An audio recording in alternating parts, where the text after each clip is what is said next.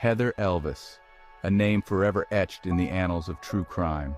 A young woman with a bright smile and a contagious laugh. She was a small-town girl working as a waitress in Myrtle Beach, South Carolina. Life was simple, her dreams were big, but fate, as it often does, had other plans. December 2013. The air was thick with the anticipation of Christmas. Heather was 20 years old, full of life, and excited about a new relationship. Little did she know, a dark cloud was gathering, threatening to consume her world. This is the story of a chilling disappearance, a tale of jealousy and deceit that shook a community to its core. The night started like any other. December 17, 2013. Heather went on a date, a seemingly normal evening.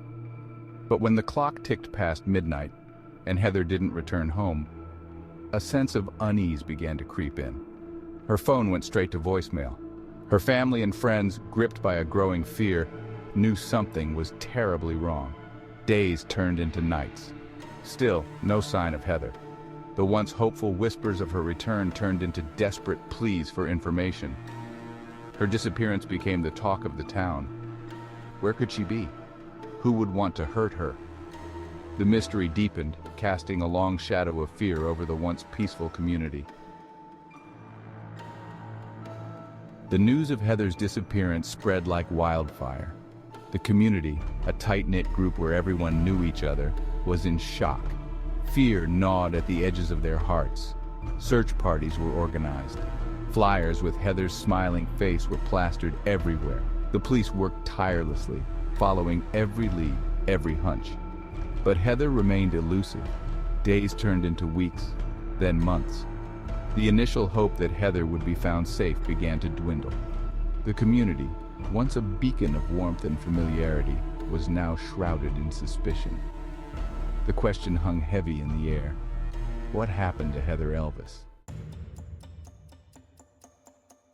Section 4. Jealousy's Grip.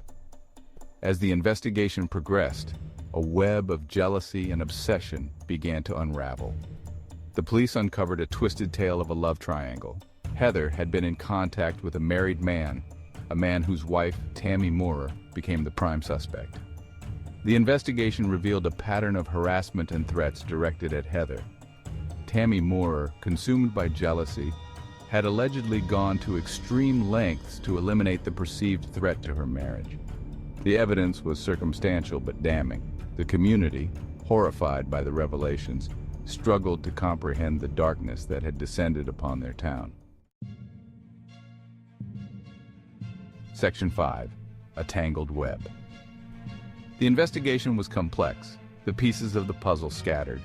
The prosecution presented evidence of Tammy Moorer's possessive behavior, her alleged stalking of Heather, and the threatening messages sent from burner phones.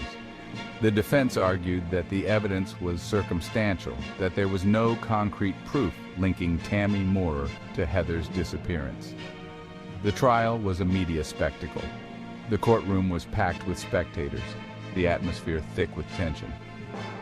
The jury deliberated for days, wrestling with the evidence, the conflicting narratives, and the weight of their decision. When the verdict finally came, it sent shockwaves through the community. Section 6. Unanswered Questions. Tammy Moorer was found guilty of kidnapping and conspiracy to kidnap Heather Elvis. Her husband, Sidney Moorer, was also found guilty of obstruction of justice. The convictions brought a sense of closure, but many questions remained unanswered. Where was Heather? What truly transpired on that fateful December night?